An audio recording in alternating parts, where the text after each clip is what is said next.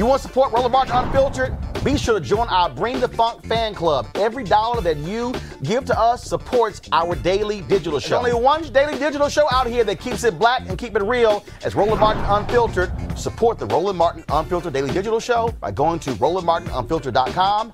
You can make this possible.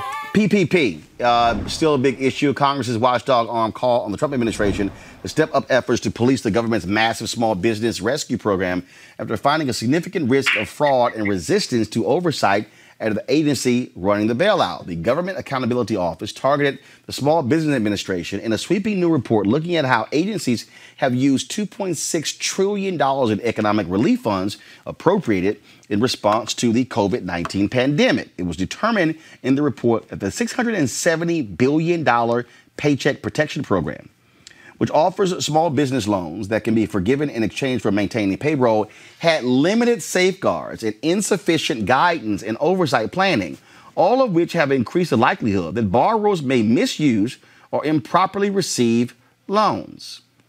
This is what happens, Derek, when you rush something out and you just want to put the money out there. I mean, look, we've even seen, I think they said $1 billion in checks were mailed to dead people. Mm-hmm. No, I agree with you right there, bro. It was a rush to put the money out there because they wanted to get it out there to the public and thinking that was the right thing to do. But damn, they should have put some type of oversight in place so that this type of stuff didn't happen. And you're right, a lot of big businesses, a lot of white corporations benefited from this stuff. Now, some are giving it back, but for the most part, they're not. And it's unfortunate because now I was on a call today with the White House African American Service, okay? And they were giving an update on different things, and PPP was one of them. Now, there's still a lot of money still sitting there for minority businesses to go and get. Right. But the banks and everything, they've got to open up lending practices, and apparently they've met with a lot of the black-owned banks here in the country, every last one of them apparently, and trying to extend those opportunities to some of these black businesses so they can get these loans. I want to bring in. So there's a lot of money. There's a lot of money out there still to be made for black businesses, but it's unfortunate what happened with the oversight. I want to bring in Elfrida Robinson. She's president and CEO of the National Bar Association. Elfrida, glad to have you on the show. So what is the NBA saying to ensure there are protections when it comes to that these dollars are not being misused and misappropriated? Well, thank you so much for having me on. We have a very active task force, which I established as soon as COVID hit. And part of what that task force is doing is we're monitoring it. Obviously shocked by the report by GAO that there was all these. Elfrida, hold tight one second. Having some issues with your shot. If y'all go ahead and work that out. I want to go to Rob here. Rob, again, bottom line is this $2.6 trillion. Yeah, it's a lot of money. Really fast. That's a lot of money. And then of course, you had Steve Mnuchin, who initially said, "Oh no, we're not going to tell y'all who we gave that $600 billion to." Yeah. What the hell is that about? That's about Trump being Trump and the Congress not having enough conviction and really fighting. So look, they act surprised when Trump said, "I'm not gonna follow the rules. I'm not gonna listen to you." They should have put that in the bill on the front end. And then when it goes to African-American businesses, how the PPP was designed to not actually allow you to account for independent contractors and things like that, which most African-American businesses have. Right. That automatically took us out of it, too. So it should have been a stronger bill on the front end. Yeah, like in my case, I mean, look, we got $38,000 in PPP loan, but I only have 4 full-time employees. The other 6 people are 1099s, Teresa. Yeah. No, you're absolutely right. I mean, the PPP could have done more than what it's done. I have friends who practically, outside of the PPP, friends still haven't even received the stimulus check, even if they were coming back from reentry, because the oversight and the criteria that was being met on some of these when it was time for them to cut the checks or put the account number, something was going on in the Treasury Department where they're just like if the government released some of the individuals coming home from for COVID-19, then they were supposed to get a stimulus check regardless.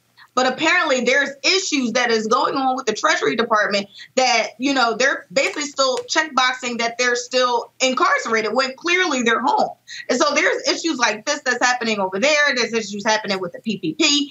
And it doesn't bring satisfaction to not only the minority businesses like mine. I wish I got almost $10,000, right? But like you, we have 1099s, and then we have the employees, and then they're doing some other factors, and then they're doing credit checks. Got it. And so the credit checks are also a big function of why minority businesses can't get loans today. So yes, if I think there should have been a 2 week, maybe a month, but no, probably 2 weeks is enough, where there really was some strategy that was thought out about when there's a pandemic, what do we need to do to protect small businesses and lay it out, not lay it out afterwards, lay it out in the beginning. And so I hope when this report is finally finished, that they can have a clear and concise report that is due, so we can, if this happens in the future, or if this extends more than what we think it does, got it, that we know how to plan for the future. Alfreda, well, we have you back again. So what is the NBA saying should be done to make sure? The NBA yes. What we've done is we've actually done 4 webinars about how to apply, how to reapply, how to get around all of these problems. And our lawyers and those who have been on the webinar were given very specific instructions and what banks still had money and how to work with your community banks, and have had success with that. And we're going to repeat that instruction during our convention, which is coming up in July and before. We're looking forward to these reports that are supposed to be due July 1st. But here's what's important. There is an oversight committee, which is chaired in the House by none other than the Majority Whip Clyburn. And what we've seen today with the GAO reports, we're going to see and should have reports from the at least 9 inspectors generals that were stood up to do the investigation of where the money was going and to whom and in what amount. All of this should be there. It's supposed to be July 1st. Now, the NBA, we're watching this. We've got experts. We've got our committee co-chaired by one of our past presidents, Vanita Banks. We stay on this 24 hours a day. And so we are keeping in touch with all of this. We have accountants who's also lawyers among our members, and we are ready to follow this and demand. And hopefully the members of Congress will invite me to testify. We are producing a report and are ready to support small businesses, which is the lifeblood of not only America, but our communities. So if you all need assistance, then we ask that you let us know, and we can, again, help with these, with doing, again, these COVID-19 webinars.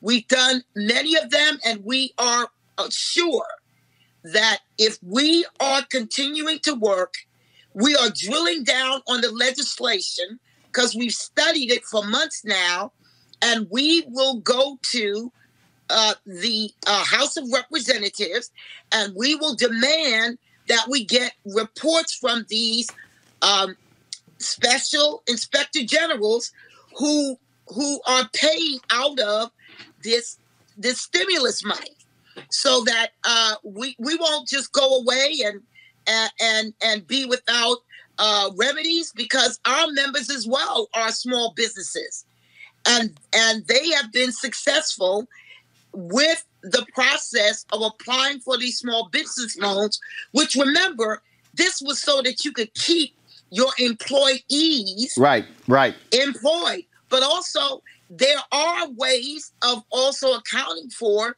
your independent contractors. So just stay tuned. And all right, we're here. Those who need to reach us, go to nba.org and be sure we can help you through this process with the webinars, which we offer for free. All right. Alfreda Robinson, President, CEO, National Bar Association. We surely appreciate it. Thanks a lot. All right, folks, back to our Roland Martin Unfiltered video in just one moment.